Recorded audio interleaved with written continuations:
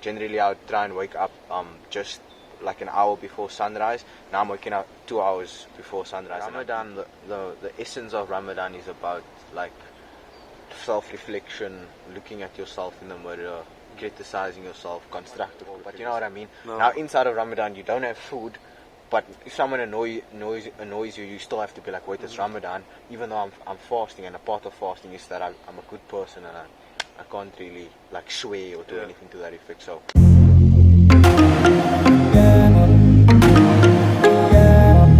What's up, guys? I'm here today with Ishma-eel Safodien from the rugby team here at Life University. We are currently in Ramadan, and I wanted to have a little conversation with him today about Ramadan and college sports during Ramadan. And Ishmael, do you want to introduce yourself real quick? Yeah, like you said, my name's Ishma-eel.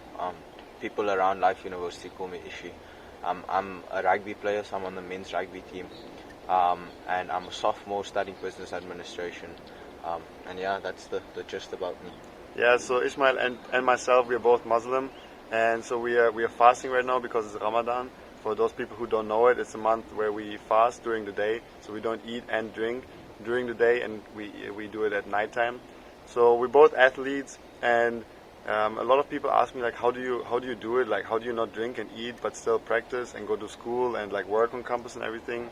So Ishi, how's your day looking? How's your day different during Ramadan than a normal school day? Well, I think in Ramadan, because you need to wake up like an hour before Fajr time. So Fajr time is the opening prayer. So Fajr is an hour and about 15 minutes before sunrise.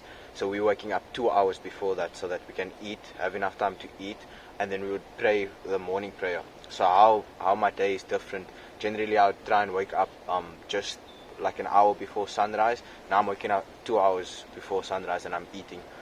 Because I'm an athlete as well, I try and consume a lot of calories in the morning, especially when it's season time. So having like wholesome foods like oats, protein shakes, foods that has a lot of carbs, because obviously you can't drink or eat throughout the day, and then I'm obviously drinking a lot of water as well, so that I can have enough food, so I can burn a lot of calories.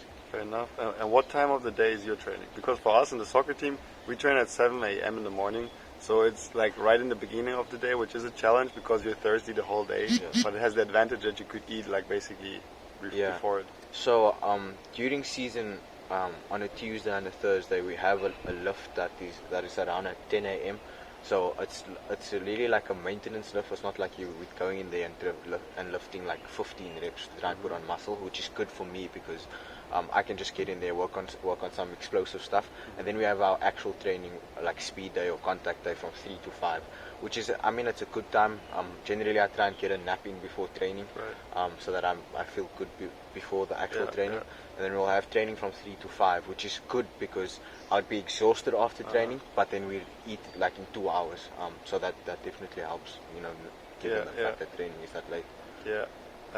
Something that a lot of people like ask me is, so because we train as like athletes and everything, we have to go to school like where you have to focus as well.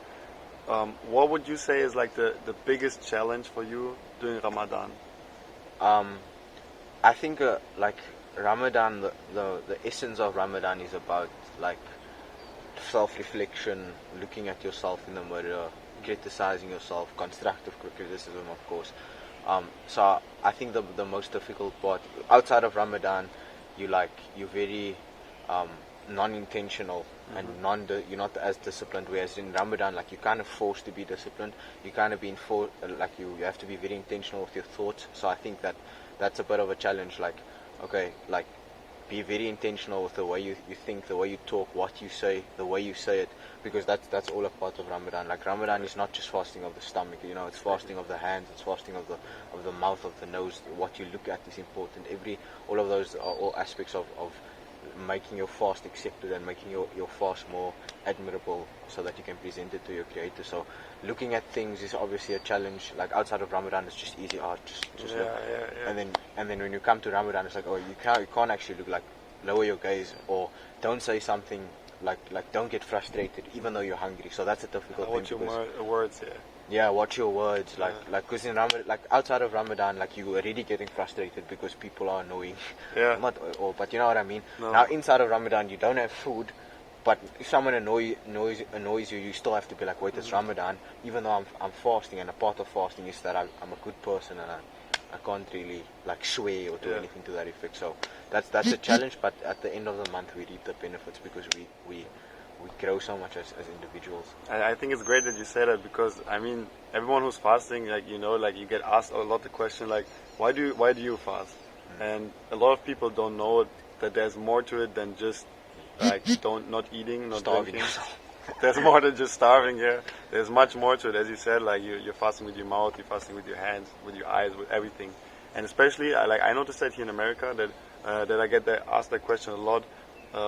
Next to the question is like, wow, not even water. Like this is classic. Yeah.